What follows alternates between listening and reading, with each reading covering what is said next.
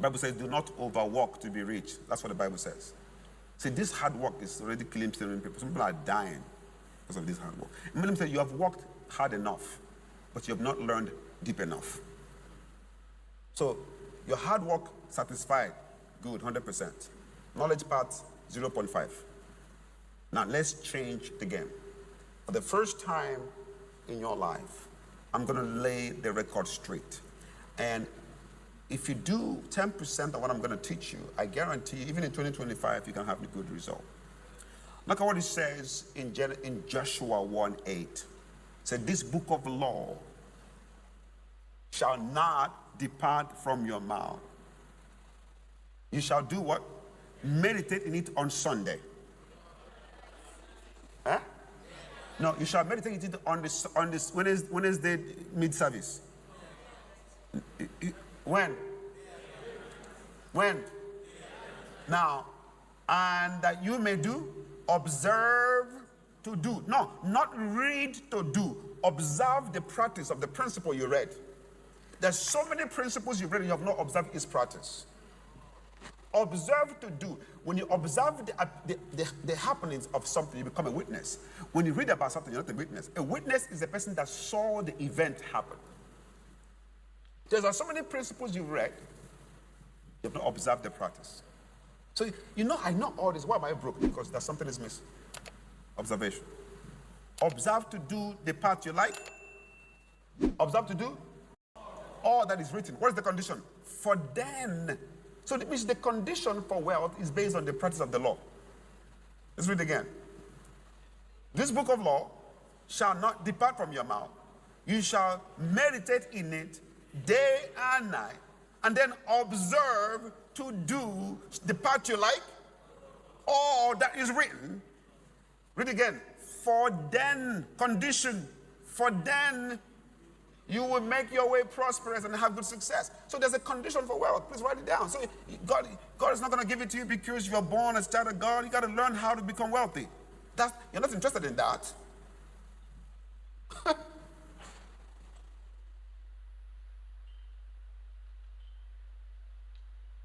So, let me close.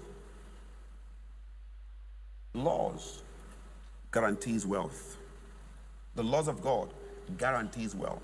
And that's why I told you, any result you cannot sustain, the first one was a mistake. The laws. How many of you think David in the Bible was a wealthy man? How many of you think he was a wealthy man? If a rich man was rich, right? Now look at Proverbs 119, Psalm 119, verse 27. This is verse 97. This is David talking. Then I'm going to close with this. And then when we come back, if you want to be poor, this place is the wrong place to be right now. I guarantee you, if you stay here long enough, your poverty will leave you alone. If you like poverty, don't come back for the second session. Would that cool? Is that cool or not? Yeah, if you love poverty, if you're so good that you don't want to do more. Matter of fact, how many of you believe you can do better than what you do right now? No, for real. Like, how many of you believe that you can do better than? Okay, let me assume you are a billionaire, you have $10 billion in your account. How many of you still you can do better? Okay? Because man is a continuous project, right? Now he says in Psalm 119, verse 97. Look at what it says. Let's read it. Want to go? That's David talking. Oh, how I love your laws. It is my meditation all the time. Who said that? Which law?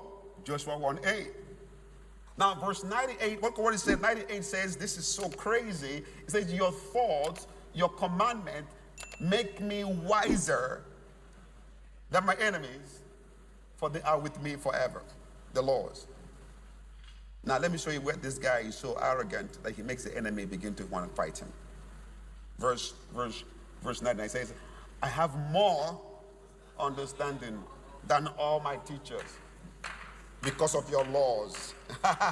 So if you're 25 and you know the laws of God, and somebody is 60 and he doesn't know it, finish the statement. You're wiser. Men make policies and rules, God make laws. Laws is superior to policies. You can overwrite any policy of man if you operate at the highest level of divine laws. The laws of God is universal to men, true of us. What are those laws? You don't know it. You think wealth is by your effort. Well, check me out. Because if it's effort, I'm disadvantaged. As a matter of fact, I'm supposed to be in the street asking you for money. And I'm sure when I was coming, sometimes I'm going to speak in big conferences and I'm walking up the stage, I'm coming in with a wheelchair, I'm going up the stage, everybody say, hey, yeah, look at that man, and they're clapping and they're having sympathy on me. And when I get up the stage and open my mouth, they start having sympathy on themselves. Because your situations attract sympathy, your values attract respect. Now you forgot I was wobbling on that staircase. You don't remember it anymore because your mind is seeing the internal capacity of myself that you begin to honor me, not because you're like a guy on crutches, because the values I have commands who comes to me. No one is born poor. You are born human. No one is born poor. No child. The day a child is born, watch this. Oh my God, I wish I can have more time today. Oh goodness. When a child is born in a rich family, he's born human, not rich. When a child is born in a poor family, he's not born poor, he's born human. So you're never born rich or poor. You are born what? Human. Now watch this. Stand up. Stand up, Pastor, please. Okay? Okay. So take this water. Okay? Pastor, bring me a water. Take a bottle of water with you. Okay? Pastor, come over here. Yeah. So that's a poor man, that's a rich man. I'm just saying, for example, right? That's poor, that's rich. Okay. And that's your child. That's your child right there. That's your child right there. Is it a poor child or a rich child? He's human. Okay, I'm going to take your child. Give me a child. Your child has your DNA, has your genetics. This is 4 months old. I'm going to give it to you. Give me your child. You're a billionaire, and that's your child. See, which means your child has your blood, your DNA, and this is 4 months old. I'm going to take your child. I'm going to give it to him. You're going to raise this child. He's going to raise this child. Come on now. Come on now. Come on now. Which one of these children will be wealthy and rich? Why? Because your mind configures his brain.